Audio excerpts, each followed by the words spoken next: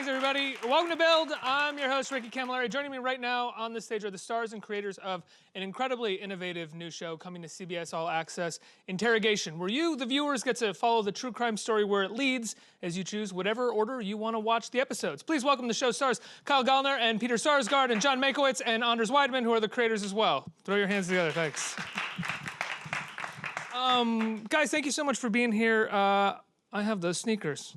Just realized that. I love the show. I watched all of it this weekend. I couldn't stop watching it. And I have to tell you, as much as I watch everything for everybody that comes on this stage, it is hard to get me to watch a full season of an hour-long show. But it's incredibly entertaining. I loved how specific and unique each episode was within this frame. But talk to me about when you found this true story and when you decided that this would be the best approach for it, or did the approach come first and then you found the story? The approach actually came before. It's an old idea that I had when I was in my 20s, and I was staying with a Filipino-French family in the Philippines, and they had divorced, and it was only the father left in the house with the two kids, and he didn't really want to talk about where the wife went, and he told me, you can be anywhere you want to be in the house as long as you don't go into that room. And I was 20, and of course I went into that room, and I found a shoebox, and inside the shoebox I found their entire correspondence, love letters, divorce papers. It was I hate you, I love you, pictures, postcards. And I became the detective, the very sneaky detective, into what happened to their relationship. And I thought, and it was all out of order, of course. And I thought, wow, that would be a cool way to write a novel, to present it like a shoebox. And then time passed, and streaming networks started releasing whole seasons in one go. And I figured this is the way to do it. And then it turned out that this is actually how real cold case detective solve their crimes. They do it out of order. They throw out the old linear perspective because that was clearly wrong. So then the content married the form in that way. So one season, one true crime, 10 episodes based on 10 interrogations out of order. But what was it like piecing all of this together? I watched it, I wouldn't say linearly, but from first episode to last episode, at least in terms of how it was listed on the screener site for me. And it flowed together chronologically in a way for me, even though it was jumping back and forth in time with each episode. So for the two of you piecing this together, sitting with a group of writers, or maybe just the two of you, how did you figure out how these episodes would work? We had to take this tremendous amount of information from the case files and make sure, if there's 10 episodes and we know they're going to be in possibly many different orders, in the order, you're supposed to follow the evidence and put your own, hopefully correct narrative together about what happened. Each episode, in a way, has to function as a pilot, but you can't, because each episode could go first. But you're also backfilling and making something in this episode resonate with something else. I mean, yes.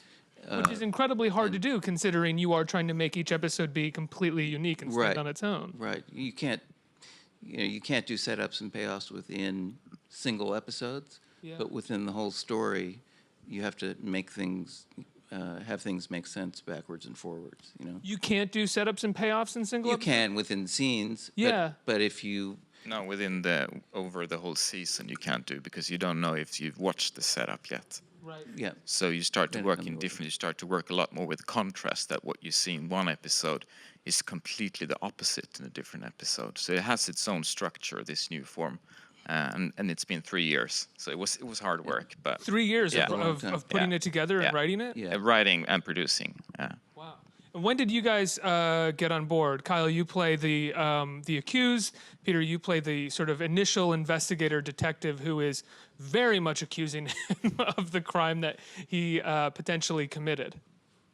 I came on board like a couple of months before we started. Obviously the idea was so interesting, just about like, my least favorite part about being an actor is keeping track of things like arcs. I like to say I haven't done an arc since like the mid-90s. You're a sides guy. I like the micro. I feel like that's what we do as actors. Like we're specialists in this moment, not in the whole thing. And these guys seem very capable in terms of thinking about that, but thinking about it in this way that was like a jigsaw puzzle that I didn't spend any time thinking about. Not letting Anders come over to my house, by the way. I'm not going to tell him where the safe private room is. But I do think that is one of the things about this show, like a true crime show, is like under the auspices of crime, which is like an interesting thing to watch. You get to spend all this time voyeuristically looking at people's decisions, and I find in this show a lot of the times you want to like say something to the characters, like, no, wait, stop, and it's very interesting to play someone who really wasn't willing to analyze his own behavior. Somebody who was just like so deep into the cognitive dissonance at a certain point in the story that there was no turning back. It's like the coast is too far, land is too far away. Well, his behavior is presented to him. I mean, he doesn't even have to analyze it at times. Someone is presenting him why his behavior or his decisions are wrong, and not just choosing not to analyze it, but choosing to adamantly go in a different direction and make sure that he doesn't even have to look at what is. Yeah, that's what shame looks like. Yeah. And I did, that very, look, it's his first big case also. And, to be straight, he screwed it up, screwed the pooch on this one. So, and it really directly affected someone's life in a major way. So to be able to come to terms with that is, I think, nearly impossible and would be for this guy, and would be very difficult for anyone. So that always interests me. I think that is something that we all could think about right now is, the ways in which we are responsible for a lot of the stuff that's going on around us, and to come to terms with our own culpability, to take that step back, depersonalize things a little bit. I do love that. If you start with the first episode, which you should start with the first, or you can start anywhere you want, right? Start with the first and then go anywhere. You can start with the first and then go anywhere, and then you save the last one to last. If you start with the first and then jump to the seventh, we get to see your character 20-something years later, not experiencing the shame of what he may have done wrong in that moment, but the shame of how his life has unraveled in small ways, and he's become the older man that he's become. And I mean, the character's not much older than me. Right. A little bit, but like I kept saying, like, can I age like David Strathairn instead of like some random dude? Can I age exceptionally well? But no, I want everyone to know, by the way, that there was a fat thing and a thing here, and the waddles. All of that's. None of that's. I was wondering because I was watching it. I was like, "Wow, Peter, you gained a lot of weight on this one." Yeah. It was like Raging Bull. Yeah. Method acting. Kyle, you as well also have to age about 27 years, right?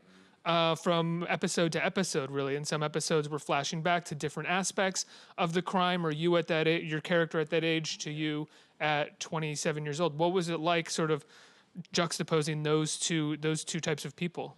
Because he's a completely different person. Yeah, no, he is, and the hardest part was just kind of, it really was creating different versions of this guy of like, okay, what happens when he's 17, and what happens after somebody spends 20 years in prison, and and then what happens when somebody gets out, and how does or whatever, like how does anything change? So it was more like coming up with the physicality. It was more like coming up with just little things to differentiate. Like when he's younger, it's a little bit more of like a manic kind of twitchy energy versus like when he's in prison, he starts standing up differently and walking differently. And so it was really just trying to, figure those things out. And then on any given day, I mean, I would be like 17 and then I'd be 40 and then I'd be 17 again. And it was really, there'd be days I would have to ask, like, how old am I and where am I right now and what's happening? And, luckily these guys everybody was so locked in that any questions I had, they could always just fill me in and help me out. Not to mention all the glasses. Yeah, I had all the glasses, I had all the stuff. There was a lot going on any given day, but, the scripts were really, like he was saying too, not having an arc kind of helps as well because, you're taking everybody's different point of view of Eric. So really I would have to change him into 10 different versions of this guy. So as long as I played the truth of that script, the continuity didn't have to be super specific, other than like the physical things that I had come up with to differentiate him from like a young man to like an older man. How much do you see it as the actor's job to care about the arc? I mean, I'm not an actor, but I've never Zero. thought it to be. Yeah, I mean, someone like Mike Lee intentionally shoots his movies so that actors only know. Woody Allen doesn't moment. give you the scenes you're not in. Yeah, know. exactly. I mean, there's this idea that like if you know the whole arc. And I think Larry David even does that with his scripts. It's like if you know what happens later, you're going to be giving me lines that you think are funny for later on. Right. Kyle and then was the explain- only. You were the only one the actors that knew the ending. Yeah, also. but I wasn't given that until later. They didn't even. Yeah, the final stuff I wasn't. I was given before others, but I wasn't given that until later. But yeah, I mean, it makes sense. You know, sometimes if you're not given information, or if you're given too much information, you start playing at things that haven't happened yet. You know, or maybe you start playing against your own character's truth and stuff because you know too much. Or I know an actor that was the one who did it at the end of a one-season spot that he had, and he didn't know that until the 10th episode, and he came to my trailer and said, "Peter, it's me." I was like, he was really upset. I had that Really, happen really upset. on Veronica Mars. I had no idea. I had the same thing. Yeah. Well, it makes sense, especially even with this. I don't want to give anything away, but now that we're talking about it in a way, an early scene, or depending on how you watch the episodes, I never would have got that the person that you're talking to was gonna come to that conclusion because of the way that it was played in that scene. It wasn't played as if, oh, this is a horrifying person that I'm surrounded by who would eventually like come up with some far-fetched scheme of some kind. It just seemed like a moment in this guy's life where he is in a little bit of trouble again. Hope I didn't give anything away there. No, That was but that's vague the enough, thing, right? You know, Pretty vague. When you, I think, and you guys can tell me if I'm wrong, if you are thinking about playing an arc, that's in your head, and this is a show that allows and encourages viewers to make judgments about the characters themselves. So how much Peter's character in later life is affected by stuff on the personal side of his life, does that affect what his narrative is about the Eric Fisher case? That's up for someone else to decide.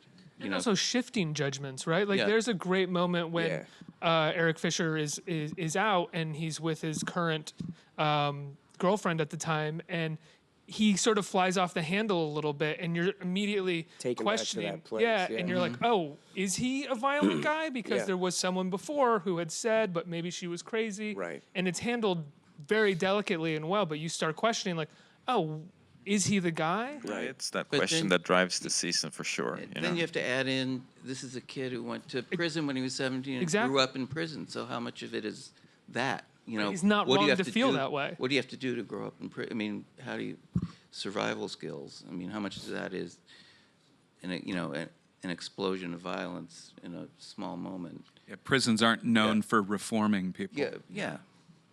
What was it like for the two of you? I mean, obviously you play a detective. I think it's a very unique, specific performance as a detective, not your sort of standard TV detective. And I think the same is said for your performance of Eric Fisher in terms of the accused. It's a varied, complex, subtle performance. What did the two of you do to do research or to think about these characters in an effort to present them in such a different way than usual? I mean, I talked to homicide detectives. One of the things that I really loved, one of the homicide detectives told me is like, this is very much like what you do. It's like, you get a movie script and you're in 6 scenes. In one scene, you're divorcing your wife. In another scene, you're cashing in at the bank with everything you've got, and you've got your passport and you're trying to get out of the country. Whatever. You connect these pieces of information into a story, a narrative. It's like I walk into a room and I see this little thing and this little thing and this little thing, and I make like a story about all of that stuff. And he was like, it's essentially what you do. And that I found that very comforting. Did he follow it up with like, by the way, I write scripts, Peter. Maybe you want to take a look at this thing that I'm working on? Everybody does that. Everybody's written a script. I'm sure half of these people have written a script, maybe. But the other thing was I really liked the idea of, at first I thought it was going to be all of this. I love the idea of acting in scenes where I'm interrogating someone about what they did, who they are, their motivations, and that my motivations and who I am are only revealed as like a side thing, like it's all about them. And I had this fantasy before we did the show that like you would never know anything about me. All you would ever know about me is just from my questioning of him. It's like the actor school version of this, where it's just the whole show is going to be us in a room, Right. and doing it back and forth. That didn't happen. That did not happen. But I really like making it about someone else. That's like my knee-jerk actor thing to do. There's a sense of this character kind of relishing his authority, and like you said, not ever wanting to look at how he might be wrong. And I think most actors would portray that with bombast and with a certain amount of force, and you kind of lean back with him. Well, it's insecurity, right? The only Yes, reason exactly. anybody acts that way is because they don't know what they're doing, Yeah. or they're insecure about what they're doing. And so I always had that fear. I mean, that was always like, I'm counterfeit. This isn't real. That was always in my head. I'm pretending to be a homicide detective. I'm not really a homicide detective. I don't really know what I'm doing. All of those things are going on in your head, and that comes out as, sit down, tell me what happened. You know what I mean? But meanwhile, in your brain, it's kind of a bunch of other stuff.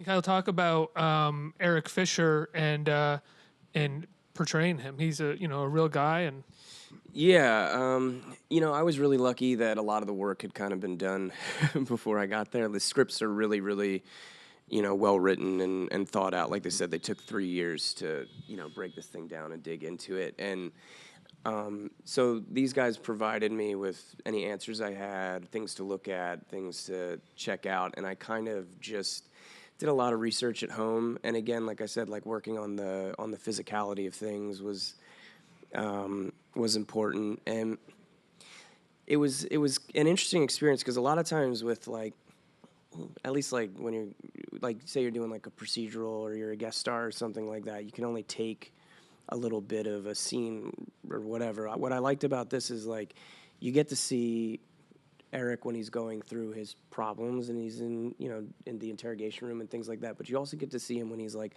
sitting alone in his prison cell or like going about his life and how he grew up. So a lot of the backstories in the script that I had a lot to pull from, that helped me know where I was going as an adult as well. Like a lot of that informed the character for me. So, and that's not always the case, like for sure, but with this one, so much thought had already gone into it that really it was kind of like I can use the script as my Bible for a lot of this, and then I just need to bring Eric to life with the choices that I make, there's also this sense throughout it where so much of what we see of Eric is somebody else's perspective of him. That's the other thing too. Yeah. So your performance sometimes is not It who would Eric shift. is, it's someone's Right. idea of him, although that, for the audience, has to maybe be who Eric is. Right, and at any given time, that is their version of Eric at that point. So it was a unique challenge because it's like, okay, well, this day, Eric's maybe not the best guy in the world, And then on this day, Eric's a very sympathetic character. And